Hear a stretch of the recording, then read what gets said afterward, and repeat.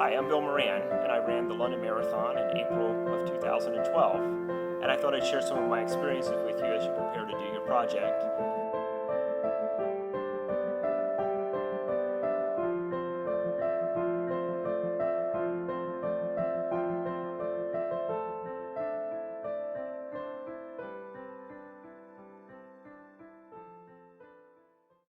Because it is one of the 5 major marathons in the world, it's very, very difficult to get in. There's a high demand for it.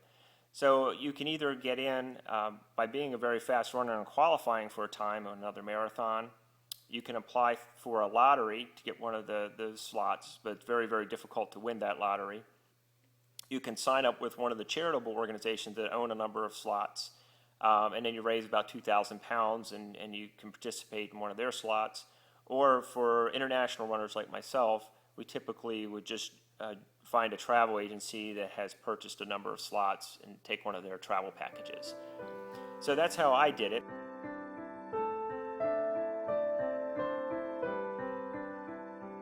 So I applied that way.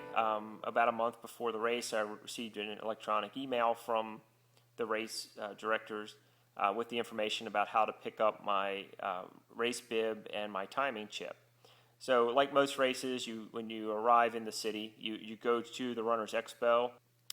They have you come to the expo because there's been a lot of sponsors that have paid a lot of money in order to have their visibility at the race. So when you go to the race expo, they usually have the race packet pickup in the back of the room, so you walk past all of the booths and hopefully purchase some things and talk to the sponsors along the way. So the first major project is setting up that expo. You have over 70,000 people visiting in about 4 days, as well as hundreds and hundreds of vendors there. So that is a project unto itself. For the London Expo, it was very smooth. It was not crowded. The transportation getting there was very easy.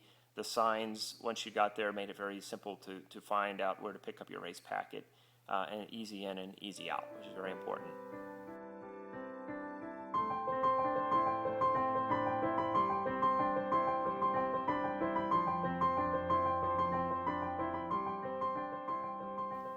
On race day, they had a chartered bus with our travel agency to take us out to the assembly area.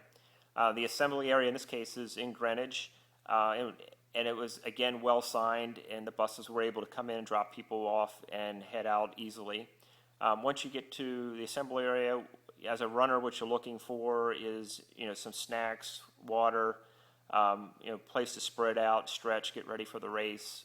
And so the London Marathon has all those things, so it was really well set up. They also, at London, they had large screen TV, so you could watch the women's elite start, which was an hour before the regular start, and then also the wheelchair athletes start. So it was kind of nice. We got update news reports across the big screen TVs. When it was time for the race, about a half an hour before, you start moving into corrals, and you're set up in corrals according to your expected finish. And then a few minutes before the race, they take the corrals and move everybody up towards the starting line. And there were 3 different starting points for London. So you had the coordination between the different starting lines. From there,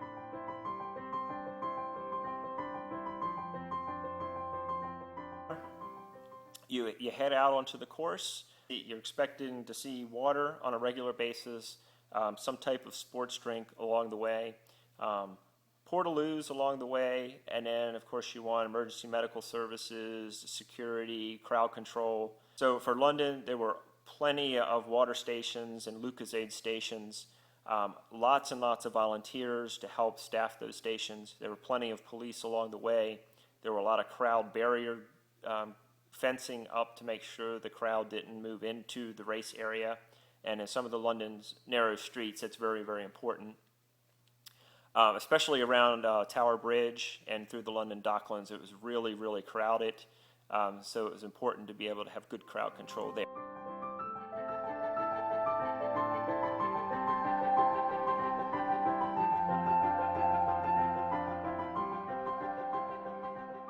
Just a spectacular race as you run along the Thames, come up to Big Ben, past Buckingham Palace, and down the Mall.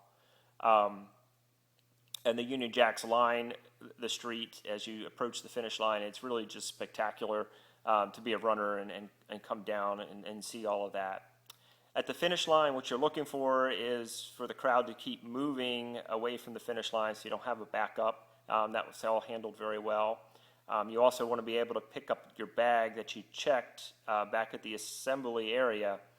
So all those bags have to be moved down into the central London where they picked up the bags, and it was easy pickup.